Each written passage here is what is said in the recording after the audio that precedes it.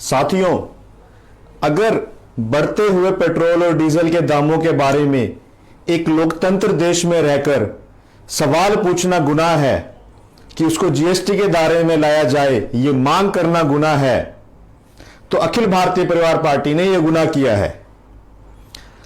साथियों, आज 25 तारीख को पूरे भारतवर्ष में अखिल भारतीय परिवार पार्टी एक जनता हड़ताल का समर्थन कर रही थी और पेट्रोल और डीजल की बढ़ती कीमतों के खिलाफ पूरे देश में प्रदर्शन कर रही थी और शांतिपूर्वक प्रदर्शन कर रही थी। लेकिन सत्ता को यह शांतिपूर्वक प्रदर्शन भी गवारा नहीं है। जनता की मांग उठाना भी आज देशद्रोह हो गया है। हमारे राष्ट्रीय अध्यक्ष जी श्री राजीव कुशवाहा भारती जी मुंबई में इस प्रदर्शन में शामिल थे और अमिताभ बच्चन जी के घर पर, उनके घर के बाहर प्रदर्शन कर रहे थे और अमिताभ बच्चन जी से मिलने की कोशिश कर रहे थे। उनसे पूछना चाह रहे थे कि जब पेट्रोल का रेट 63 रुपए था तब आप ट्वीट पे ट्वीट करते थे और पूरा विरोध करते थे, और आज जब मुंबई में पेट्रोल का रेट 107 रुपए पहुंच गया है तब आपके मुंह में दही जमी है। कोई ट्वीट नहीं, कोई बयान नहीं। और जब आपसे हमारी पार्टी के राष्ट्रीय अध्यक्ष जी ये सवाल पूछने आप वहां पहुंचे तो आपने उनके साथ में ऐसा सुलूक किया कि उनसे बात करना भी जायज नहीं समझा। तो ये सवाल जो है, ये हमारी पार्टी नहीं, ये जनता आपसे करने गई थी। और जब उन्होंने कोई जवाब नहीं दिया तो उन्होंने वहां पर नरेंद्र मोदी जी का और अमिताभ बच्चन जी का पुतला फूका, क्योंकि ऐसे दोहरे मापदंड वाले लोगों के साथ और क्या किया जा सकता है। अब एक लोकतंत्र में सांकेतिक तौर पर पुतला फूकना भी गुनाह हो गया है। तो मुंबई पुलिस ने हमारे राष्ट्रीय अध्यक्ष जी को और महाराष्ट्र टीम को गिरफ्तार कर लिया है। हम ये पूछना चाहते हैं कि किस बिना पर उन्हें गिरफ्तार किया गया, क्या गुनाह इन्होंने किया? क्या जनता की मांगों का समर्थन करना गुनाह है? क्या शांतिपूर्वक प्रदर्शन करना गुनाह है? ना उन्होंने कोई रोड ब्लॉक किया, ना उन्होंने कोई गलत काम किया, उन्होंने सिर्फ नारे लगाए और वहां पर पुतला फूका। तो किस बुनियाद पर उन्हें गिरफ्तार किया गया?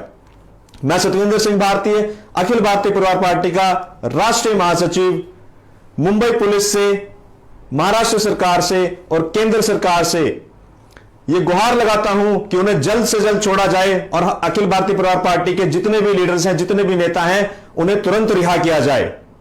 नहीं तो यह जवाब दिया जाए, यह लिख कर दिया जाए कि जनता के लिए मांग करना, जनता की मांगों का समर्थन करना सचमुच में लोकतंत्र में गुनाह है। दोनों में से कोई एक रास्ता आपको चुनना होगा। और एक चीज मैं कहना चाहूंगा कि जब कांग्रेस सत्ता में थी तो बीजेपी पेट्रोल डीजल और रसोई गैस के बढ़ते दामों के लिए प्रदर्शन करती थी, कपड़े तक उतार के सड़कों पे खड़े हो जाते थे। और जब आज बीजेपी सत्ता में है तो कांग्रेस नौटंकी कर रही है। कांग्रेस की सरकार भी है, हर एक राज्य में बनी है। कुछ राज्यों में कांग्रेस की सरकार है और कुछ राज्यों में बीजेपी की सरकार है और अन्य दलों की सरकार है। क्यों नहीं वो टैक्स कम करते? क्यों नहीं अब वो विरोध करते? क्या कांग्रेस और भाजपा मिले हुए हैं? क्या जो क्षेत्रीय सरकारें हैं वो भी केंद्र सरकार से मिली हुई है? क्या महाराष्ट्र की सरकार भी केंद्र सरकार से मिली हुई है? अगर केंद्र सरकार अपने हिस्से का टैक्स नहीं कम कर रही तो राज्य सरकारें क्यों नहीं कर रही? क्या अरविंद केजरीवाल भी इन सबसे मिले हुए हैं? तो आप तो कम से कम अपने हिस्से का जो टैक्स का हिस्सा है, राज्य का हिस्सा है, वो कम कीजिए।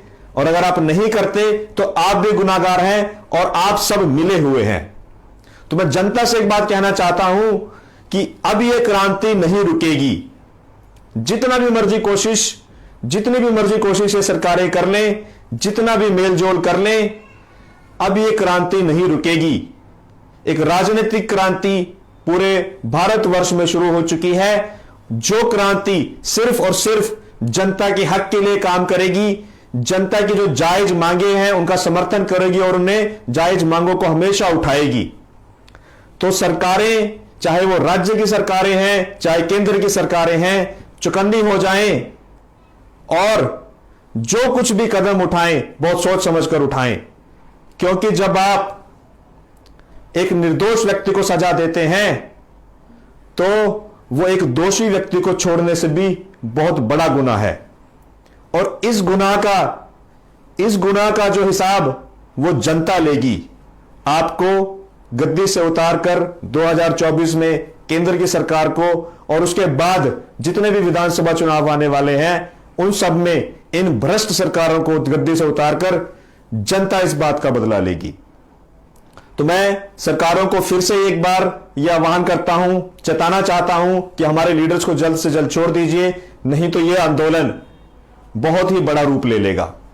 और जनता को भी मैं अनुग्रह करता हूं कि आप भी सरकार के ऊपर दबाव डालिए कि आपकी जायज मांगों के लिए अगर कोई व्यक्ति, अगर कोई पार्टी आपका समर्थन कर रही है तो उसके साथ इस तरह का व्यवहार कहां तक जायज है। हाथ जोड़कर आपसे विनती करता हूं कि सरकारों से सवाल कीजिए। जब तक आप सवाल नहीं करोगे इनके माथे पर जूं नहीं रेंगेगी, इनके कान पर जूं नहीं रेंगेगी। और जब तक जनता जागेगी नहीं तब तक महंगाई भागेगी नहीं, और तब तक ही इन घमंडी सरकारों का घमंड भागेगा नहीं। धन्यवाद। जय हिंद, जय भारत।